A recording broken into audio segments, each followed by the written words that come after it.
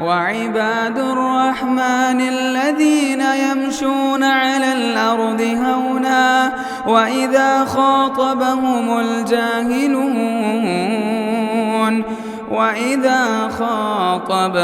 الجاهلون قالوا سلاما. السلام علیکم ورحمۃ اللہ وبرکاتہ.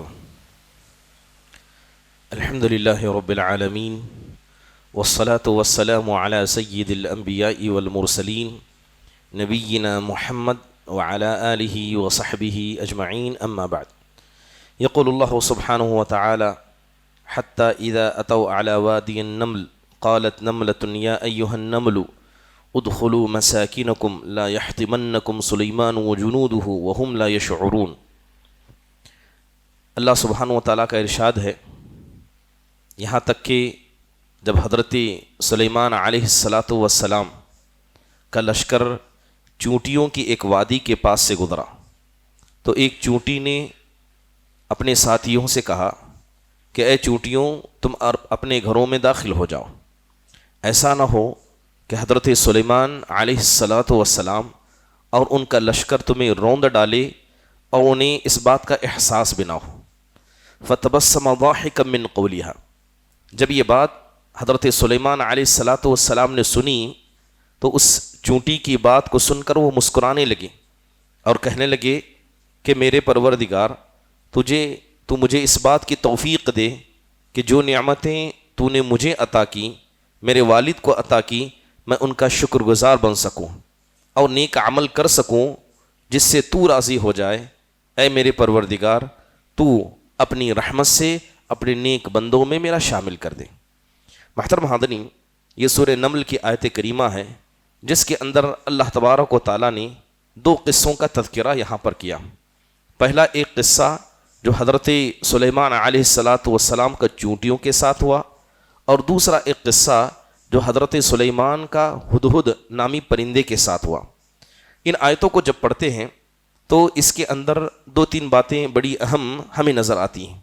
سب سے پہلی بات کہ آپ جب ان دو قصوں کو پڑھیں گے تو یہاں پر بکثرت دو چیزوں کو پائیں گے. پہلی چیز کہ حضرت سلیمان علیہ السلام نے کئی مقامات پر اللہ کا شکریہ ادا کیا.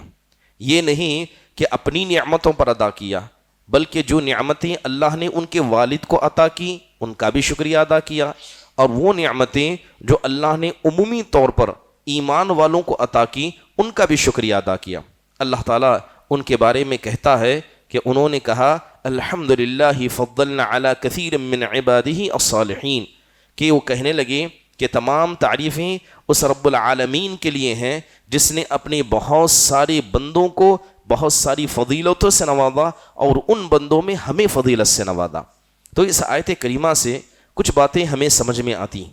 پہلی چیز یہ ہے کہ آپ دیکھیں کہ حضرت سلیمان اور حضرت داؤد علیہم السلام کو اللہ نے دو عظیم نعمتوں سے نوازا تھا.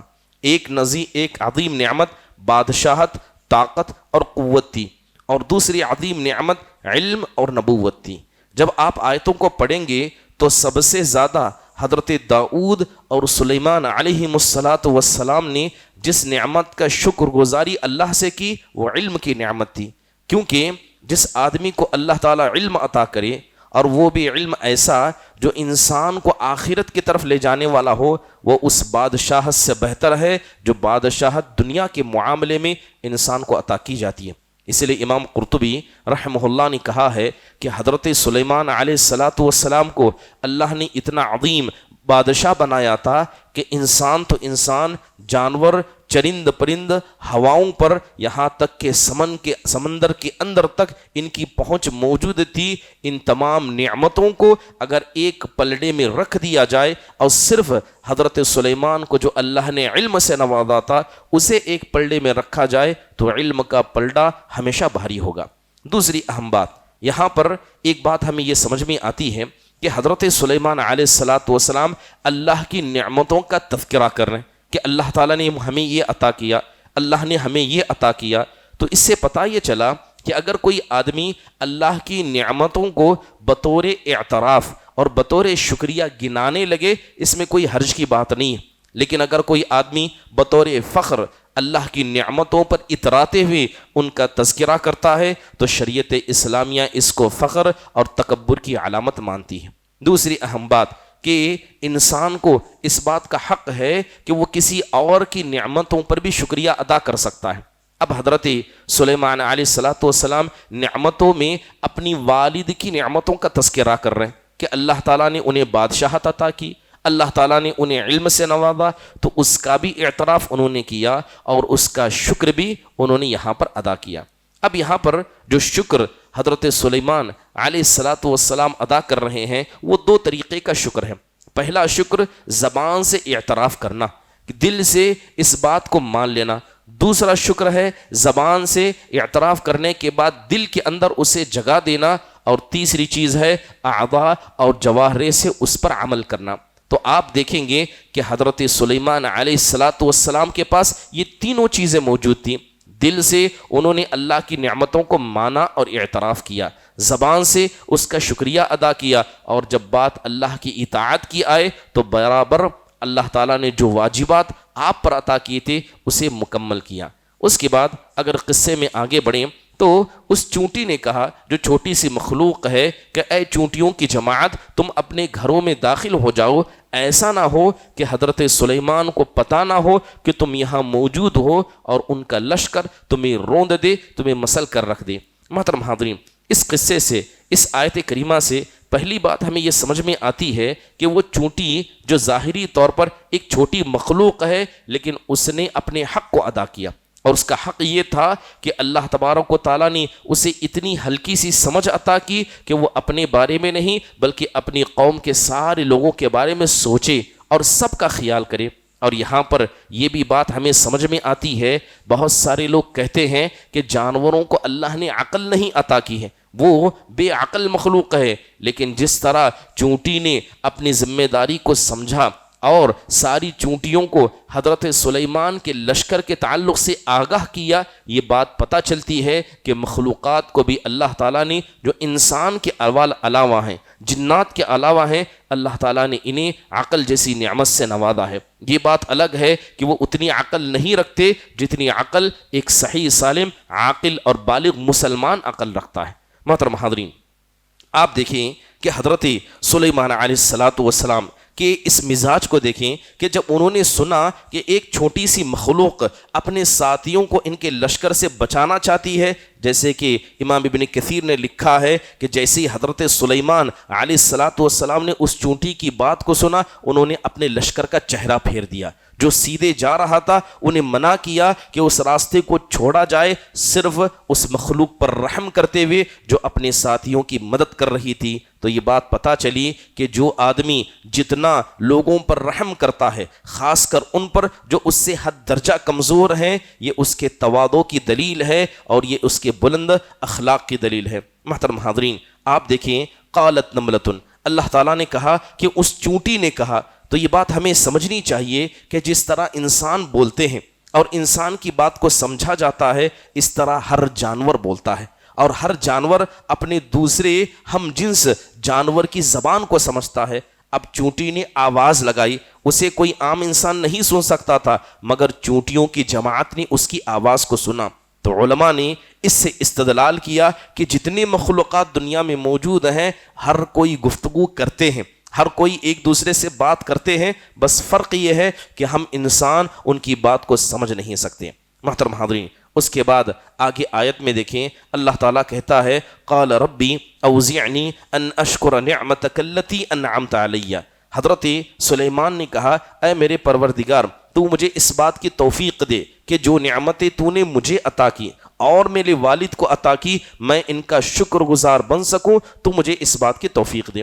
تو یہاں پر یہ پتہ چلا کہ حقیقی طور پر بچے فرما بردار وہ ہوتے ہیں جو اپنی والد کی نعمتوں کا اعتراف کرتے ہیں۔ بہت سارے بچے سمجھتے ہیں کہ اگر باپ نے گھر بنا دیا، باپ نے دولت چھوڑی، تو یہ ساری نعمتیں اللہ نے باپ کو دی ہیں، اللہ ان سے ان کا سوال کرے گا، مگر ہر وہ آدمی جو اس نعمت سے فائدہ اٹھائے گا، اللہ اس سے بھی سوال کرے گا۔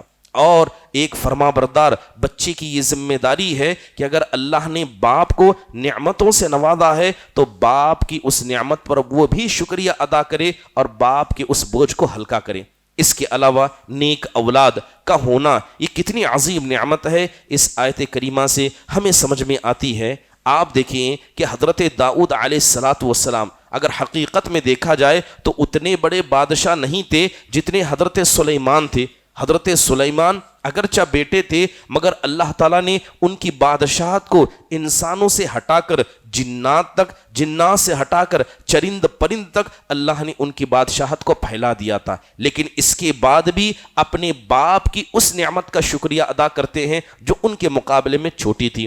تو پتہ یہ چلتا ہے کہ باپ اگر اللہ تبارک و تعالیٰ نے بیٹے سے اسے کمتر بنایا ہے مال کے مسئلے میں، علم کے مسئلے میں، تب بھی باپ کا مقام عام انسان کے نزدیک کیا ہے؟ اپنے سے بہتر ہونا چاہیے۔ محترم حاضرین، نیک اولاد، اس میں نیک اولاد کی نعمت کا اندازہ اس اعتبار سے بھی ہوتا ہے۔ آپ دیکھیں بہت سارے لوگ کہتے ہیں، اور یہ بات خصوصی طور پر ایسے بچوں سے سنی جاتی ہے کہ اگر ہمارے ماں باپ نے ہمارے ساتھ احسان کیا ہے تو نیا کیا کیا ہے، یہ تو ان کی ذمہ داری تھی، ان کو کرنا ہی تھا۔ حقیقت میں ایسا نہیں ہے۔ اگر کوئی آدمی یہ کہے کہ اللہ نے مجھے زندگی دی ہے تو اس میں اللہ کا کیا احسان ہے؟ اس نے ہمیں پیدا کیا، اگر اللہ کھلا رہا ہے تو اس میں احسان کیا ہے؟ حقیقت میں اگر ماں باپ دنیا میں آنے کی ایک وجہ بنے ہیں تو یہ اللہ تبارک و تعالیٰ کا فضل ہے۔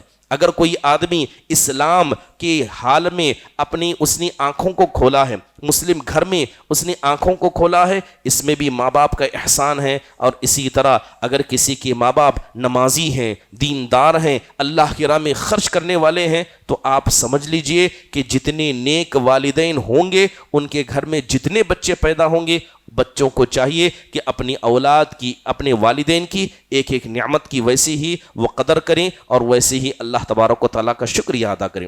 ایک آدمی اسلامی گھر میں آنکھ کھولتا ہے، مان لیجئے کہ اگر کسی غیر مسلم کے گھر میں آنکھ کھولے گا تو یقین جانیے وہ مشرک اور کافر ہو کر رہے گا، مگر اللہ تبارک و تعالیٰ نے جب اسلامی گھر میں آپ کی آنکھوں کو کھولا ہے تو حقیقت میں یہ اللہ تبارک و تعالیٰ کی نعمت ہے۔ محترم حاضرین، آپ اس دعا کے ذریعے یہ سمجھ سکتے ہیں کہ انبیاء علیہم السلام بھی کتنے محتاج تھے۔ حضرت سلیمان بادشاہ ہیں کہ جنات جن سے ڈرتے ہیں، پرندوں کی حاضری جو لیتے ہیں، لیکن اس کے بعد بھی دل میں کبھی تکبر نہیں آیا، اللہ سے دعا کر رہے ہیں، اللہ سے مانگ رہے ہیں اور اللہ تعالیٰ کے سامنے گڑ گڑا رہے ہیں کہ اللہ تو مجھے اپنے نیک بندوں میں شامل کر دے، اے اللہ تو مجھے شکریہ کا موقع عطا کر۔ محترم حاضرین، اس کے بعد ہدہد کا قصہ شروع ہوتا ہے۔ آپ نے یہ قصہ بارہا سنا ہے۔ جب حضرت سلیمان علیہ السلام نے مجلس کو اکٹھا کیا تو حضرت سلیمان کی عادت مبارکہ تھی کہ جب سامنے موجود ہوتے تو سب کو صف میں کھڑا کیا کرتے اور سب کی حاضری لگایا کرتے۔ تو اسی درمیان انہوں نے ایک پرندے ہدہد کو اپنی جگہ سے غائب پایا، تو پوچھا کہ وہ کہاں ہے، تو بتایا گیا کہ وہ غیر موجود ہے۔ تب حضرت سلیمان نے کہا کہ اگر یہ ہدہد بغیر کسی عذر کے یہاں سے غائب ہے تو میں اسے سزا دوں گا، میں اسے ذبح کروں گا، یا سخت سے سخت اسے سزا دوں گا، یا تو کوئی مضبوط دلیل میرے پاس لے کر آئے۔ اسی درمیان وہ ہدہد پرندہ آتا ہے اور آ کر کہتا ہے کہ اے سلیمان، میں آپ کے پاس ایسی چیز کی خبر لے کر آیا ہوں جس کا علم آپ کے پاس موجود نہیں ہے۔ کہا کہ میں نے ایک عورت کو دیکھا ہے جس کے پاس ایک بڑا عرش ہے، اللہ تعالیٰ نے اسے سلطنت عطا کی ہے اور لوگوں نے اسے بادشاہ بنا کر رکھا ہے، لیکن وہ اللہ کو چھوڑ کر غیر اللہ کی عبادت کرتے ہیں، وہ سورج کی پرستش کرتے ہیں۔ لہذا جیسے ہی یہ بات حضرت سلیمان نے سنی، کہا کہ لے جاؤ، یہ میرا پیغام اس تک پہنچاؤ اور دیکھو کہ وہ کیا کہتے ہیں۔ حقیقت میں حضرت سلیمان اس پرندے کو آزمانا چاہتے تھے۔ ہدہد جاتا ہے، حضرت سلیمان کا پیغام پہنچاتا ہے، وہ خاتون اس پیغام کو پڑھتی ہے اور اپنی درباریوں سے کہتی ہے کہ یہ ایک میرے پاس خط آیا ہے، یہ سلیمان کی طرف سے ہے اور انہوں نے کہا ہے کہ تم مسلمان بن کر میرے پاس آ جاؤ، ورنہ ایسا لشکر لے کر ہم تمہارے پاس آئیں گے جس کا مقابلہ تم نہیں کر سکو گے۔ تو مشورے میں کہا گیا کہ کیا کیا جائے؟ تو درباریوں میں سے بعض نے کہا کہ ہم بھی طاقتور ہیں، ہم بھی لڑنے کے لائق ہیں، ہمیں ڈرنے کی ضرورت نہیں ہے۔ تب اس ملک سبا نے کہا کہ مسئلہ ڈرنے اور نہ ڈرنے کا نہیں ہے، یہ بادشاہوں کی فطرت ہے کہ جب کسی شہر میں وہ داخل ہوتے ہیں تو وہاں کے لوگوں کو قتل کر دیتے ہیں اور عزت داروں کو ذلیل کر دیتے ہیں۔ چلو ایسا کرتے ہیں، میں انہیں ایک ہدیہ بھیجتی ہوں، اس سے ان کا مزاج اور ان کی زندگی کا طریقہ سمجھ میں آئے گا۔ لہذا تاریخ روایتوں میں آیا ہے کہ اس نے ایک بڑی سونے کی اینٹ بطور تحفہ حضرت سلیمان کے پاس بھیجی۔ جب وہ تحفہ حضرت سلیمان کے پاس پہنچا تو حضرت سلیمان علیہ السلام کا غصہ پھوٹ پڑا، کہنے لگے کیا وہ دنیا کا یہ حقیر مال دے کر ہمیں خریدنا چاہتی ہے؟ دوبارہ پیغام بھیجا اور کہا کہ اب لڑنے کے لیے تیار ہو جاؤ، ایسا لشکر لے کر ہم تمہارے پاس آئیں گے کہ سب مل کر اس کا مقابلہ نہیں کر پاؤ گے۔ حضرت سلیمان کو پتا تھا کہ وہ مسلمان ہو کر آئے گی، تو لہذا کہا کہ کوئی جائے اور وہ جس تخت پر بیٹھتی ہے اسے اٹھا کر لائے۔ لہذا درباریوں میں بہت سارے موجود تھے، انسان تھے، جنات تھے، علم والے تھے۔ تو ایک نے کہا کہ میرے پاس اتنی طاقت ہے کہ جب تک یہ سبھا ختم نہ ہوگی میں اس تخت کو لا کر آپ کے سامنے رکھ دوں گا۔ انہی میں سے ایک جس کے پاس علم تھا اس نے کہا آپ پلک نہیں جھپکیں گے، میں اس کو لا کر آپ کی نگاہوں کے سامنے رکھ دوں گا۔ اور حقیقت میں حضرت سلیمان نے آنکھ نہیں جھپکی مگر اس کا وہ عرش حضرت سلیمان کے سامنے موجود تھا۔ حضرت سلیمان نے کہا کہ اس کے عرش کو بدلا جائے تاکہ جب وہ آئے تو دیکھیں کہ وہ اپنی چیزوں کو پہچانتی ہے کہ نہیں۔ لہذا وہ آئی، آنے کے بعد حضرت سلیمان علیہ السلام نے اس کا تخت اپنے سے قریب رکھا تھا تو وہ دیکھ کر کہتی ہے کہ گویا یہ تو میرا ہی تخت نظر آ رہا ہے۔ اس کے بعد حضرت سلیمان علیہ السلام نے اپنے گھر میں داخل ہونے کی اجازت دی۔ حضرت سلیمان علیہ السلام کا درخت یہ گھر شیشے سے بنایا گیا تھا، نیچے ندی بہتی تھی جس کے اوپر شیشے کی ایک پرت چڑھائی گئی تھی۔ جب اس نے دیکھا کہ نیچے پانی ہے تو اس عورت نے اپنے پنڈلی سے کپڑے کو اٹھایا تاکہ جو کپڑا ہے وہ پانی میں بھیگ نہ جائے۔ تو فوراً اس نے دیکھا کہ حقیقت میں یہاں پر شیشہ موجود ہے جس کے بارے میں اسے علم نہیں تھا۔ آخرکار وہ مسلمان ہو جاتی ہے اور اللہ تبارک و تعالیٰ اسے ایمان کی توفیق نصیب فرماتے ہیں۔ محترم حاضرین، یہ جو ہدہد کا قصہ آیا اس سے بھی بہت ساری بنیادی نصیحتیں ہمارے سامنے آتی ہیں۔ پہلی بات یہ ہے جیسے اللہ نے کہا وہ تفقد الطیر، کہ حضرت سلیمان نے دیکھا کہ وہ پرندہ غائب ہے اور کہا کہ کیا وجہ ہے کہ میں ہدہد کو یہاں پر غائب پاتا ہوں۔ تو یہاں پر ایک فائدہ اور ایک نصیحت ہمیں یہ سمجھ میں آتی ہے کہ بڑے لوگوں کی یہ چال، بڑے لوگوں کی یہ عادت ہوتی ہے کہ جو ہمیشہ اپنے ماتحت لوگوں کا حساب و کتاب رکھتے ہیں۔ اگر کوئی ذمہ دار ہے تو یہ اس کی ذمہ داری ہے کہ لوگوں کا خیال کرے، آنے جانے والوں کے بارے میں جانے۔ جیسے کہ حضرت عمر بن خطاب رضی اللہ عنہ کے بارے میں آتا ہے، وہ اکثر کہا کرتے لو ماتت سخلۃ علی شاطئ الفرات ضیع لست ان اسأل عنہا، کہتے ہیں کہ اگر فرات ندی کے قریب جہاں مسلمانوں کا دبدبہ ہے، اگر وہاں کی کسی کے بکری کا بچہ بھی ناحق طریقے سے مار کر پھینکا جائے، مجھے ڈر ہوتا ہے کہیں اللہ تعالیٰ اس بکری کے بچے کے تعلق سے مجھ سے سوال نہ کر دے۔ اس لیے حضرت عمر کیا کہا کرتے کہ ہر چیزوں کا خیال رکھا جائے، لوگوں کی حفاظت کا معاملہ کیا جائے۔ محترم حاضرین، آپ دیکھیں کہ جو پرندہ ہدہد تھا، اگر آپ اس کو دیکھیں حقیقت میں ایک چھوٹا سا پرندہ ہے، بڑا معمولی اور چھوٹا سا پرندہ ہے، مگر اس نے اللہ تبارک و تعالیٰ کے سامنے ایک ایسی عظیم چیز کو پیش کیا کہ پتہ نہیں وہ کب آیا کب چلا گیا، مگر قرآن میں ابھی تک اللہ تعالیٰ نے اس کے تذکرے کو زندہ رکھا ہے۔ محترم حاضرین، آپ دیکھیں کہ یہاں پر ایک نصیحت ہمیں یہ بھی ملتی ہے کہ جب حضرت سلیمان علیہ السلام نے کہا کہ ہدہد کہاں موجود ہے، اگر وہ نہیں آیا تو میں اسے عذاب دوں گا، تو امام قرطبی کہتے ہیں کہ اگر کوئی جانور ہے جو اپنی عادت کو چھوڑ کر ہٹ جاتا ہے تو اس جانور کو سزا دینا یہ اخلاق کے خلاف نہیں۔ مثال کے طور پر کسی کے پاس گائے ہے، بیل ہے، بھینس ہے، کتا ہے، اگر وہ عام اپنی عادتوں کو چھوڑ کر کوئی غلط کام کرے یا یوں سمجھے کسی کو نقصان پہنچانا چاہے تو جانوروں کو ادب سکھانے کے لیے بھی انہیں مارا جا سکتا ہے۔ یہ نہ ظلم ہے اور نہ یہ ان کے ساتھ زیادتی ہے۔ اللہ رحم فرمائے، آج کی دنیا اور بہت سارے لوگوں کا حال یہ ہے کہ وہ کتوں پر، بلیوں پر جتنا رحم کرتے ہیں انہیں انسانوں پر رحم نہیں آتا۔ حقیقت میں یہ افراط اور تفریط ہے۔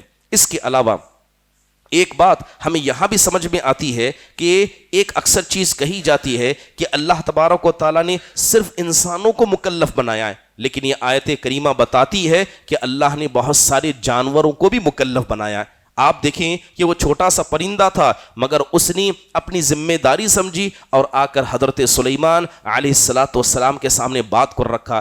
پتہ یہ چلا کہ بہت سارے جانور بھی ایسے ہوتے ہیں جنہیں اللہ سبحانہ و تعالیٰ بہت سارے اعمال کا مکلف کرتا ہے۔ آپ علیہ السلام کے پاس جو اونٹنی تھی جس کا نام قصوہ تھا، آپ دیکھیں کہ وہ اونٹنی اللہ کے حکم سے چلتی تھی اور اللہ کے حکم سے رک جاتی تھی۔ اسی لیے ابن حجر نے کہا کہ اللہ نے بہت سارے ایسے جانوروں کو اسی طرح مکلف بنایا ہے، اگرچہ وہ انسانوں کی طرح کلی طور پر مکلف نہیں ہے، مگر ہاں جانوروں کے اندر بھی بہت ساری مخلوقات یہ اللہ کی طرف سے مکلف ہوتے ہیں۔ محترم حاضرین، اس پرندے نے حضرت سلیمان علیہ السلام کے پاس آنے کے بعد کہا وَجِئْتُكَ مِن سَبْعٍ بِنَبْعٍ یقین، کہا کہ میں حضرت سلیمان علیہ السلام سے کہتا ہے کہ میں ملک سبا کے پاس سے آیا ہوں اور ایک ایسی یقینی خبر لے کر آیا ہوں جس کا علم آپ کے پاس موجود نہیں۔ سوال یہ ہے کہ حضرت سلیمان علیہ السلام وقت کے اتنے بڑے بادشاہ ہیں، اللہ نے جنات کو آپ کے ماتحت کر دیا ہے،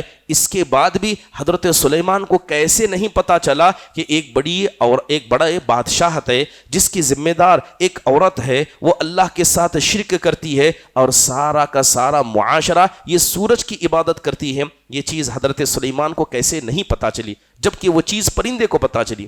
تو علماء نے اس مسئلے میں نصیحت کرتے ہوئے اور ایک مسئلہ اخذ کرتے ہوئے کہا کہ دنیا کا ہر علم ہر انسان کے پاس ہو یہ کوئی ضروری نہیں ہے، اور ہر انسان کے پاس اگر ہر چیز کا علم نہ بھی ہو یہ اس کے اندر کوئی عیب کی بات بھی نہیں ہے۔ بس آپ صحابہ کی زندگیوں کو دیکھیں گے تو آپ کو پتہ چلے گا کہ بڑے بڑے کبار صحابہ تھے لیکن بسا اوقات چھوٹے چھوٹے مسئلے ان کو پتہ نہیں تھے۔ یہ انسانی فطرت ہے، انسان کے ساتھ ہوتا ہے۔ بڑا مشہور قصہ ہے حضرت عمر بن خطاب رضی اللہ عنہ کا کہ حضرت ابو موسیٰ اشعری ان کے گھر جاتے ہیں، 3 مرتبہ کھٹکھٹاتے ہیں، جب اندر سے جواب نہیں آتا ہے تو لوٹ کر واپس چلے آتے ہیں۔ حضرت عمر کہتے ہیں کہ آپ واپس کیوں گئے؟ تو حضرت ابو موسیٰ کہتے ہیں یہ تو اللہ کے نبی کی حدیث ہے، آپ نے کہا کہ اگر کسی کے گھر جاؤ اجازت مانگو نہ ملے تو لوٹ آؤ۔ تو حضرت عمر نے کہا مجھے اس بات کی دلیل دینا کہ اللہ کے نبی نے یہ بات کہی ہے۔ کہا یہ دلیل، یہ تو بڑی مشہور حدیث ہے، ہر کوئی اس کے بارے میں جانتا ہے۔ بلکہ حضرت عمر سے کہا کہ جس مجلس میں میں بیٹھا تھا وہاں کے سب سے چھوٹے بچے کو اٹھا کر بھی یہ حدیث پوچھیں گے وہ بتا دے گا۔ اس وقت سب سے چھوٹی عمر والے حضرت ابو سعید الخدری رضی اللہ عنہ تھے اور انہوں نے کھڑے ہو کر یہ حدیث بیان کی۔ تو پتا چلا کہ حضرت عمر رضی اللہ عنہ جیسی عظیم شخصیت بھی ایک چھوٹے سے مسئلے کو نہیں جانتی تھی، یہ کوئی عیب کی بات نہیں ہے۔ اس کے علاوہ صحابہ میں حضرت عبداللہ بن مسعود رضی اللہ عنہ، حضرت عمار بن یاسر رضی اللہ عنہ، یہ بڑے صحابہ میں سے تھے مگر ایک بڑا مسئلہ ان کو نہیں پتا تھا، وہ مسئلہ جنبی کے حوالے سے تھا۔ اس کے علاوہ آپ دیکھیں کہ ایک ایسا مسئلہ تھا کہ اگر کوئی عورت حائضہ ہو جائے تو وہ طواف وداع نہیں کرے گی، یہ چیز حضرت ابن عباس کو پتا تھی، لیکن جب حضرت زید بن ثابت سے پوچھا گیا انہوں نے اپنی رائے دی، انہیں یہ مسئلہ پتا نہیں تھا۔ کہ حضرت زید بن ثابت رضی اللہ عنہ یہ معمولی صحابہ میں سے نہیں بلکہ مفتی اور علماء صحابہ میں سے موجود ہیں۔ بہرحال آپ اس بات سے سمجھ لیں کہ بہت سارے مسئلے انسان کے ساتھ ہوتے ہیں، بڑے بڑے صحابہ تھے مگر چھوٹے مسئلے بھی ان کو نہیں پتا تھے۔ یہ چیز پتا تھی ہے کہ ہر انسان کے پاس ہر قسم کا علم موجود ہو یہ کوئی ضروری نہیں۔ اللہ تعالیٰ سے دعا ہے کہ اللہ تبارک و تعالیٰ اسی طرح قرآن کی قصوں کو سن کر ان سے ہمیں عبرت اور نصیحت لینے کی توفیق نصیب فرمائے، آمین۔ اقول قولی هذا واستغفر الله لي ولكم ولسائر المسلمين من كل ذنب فاستغفروا انه هو الغفور الرحیم۔ جزاکم اللہ خیر واحسن اللہ الیکم۔ السلام علیکم ورحمۃ اللہ وبرکاتہ۔ ضد عباد الرحمن کے پلیٹ فارم سے ہونے والی دعوت و تبلیغ کے مشن کو آگے بڑھانے میں ہمارا بھرپور ساتھ دیں۔ علم و عمل سے ناطہ جوڑنے کے لیے اہل علم سے جڑیں۔ مسجد عباد الرحمن کے یوٹیوب چینل کو سبسکرائب کریں اور آگے شیئر کرنا ہرگز نہ بھولیں۔ فجزاکم اللہ خیرا۔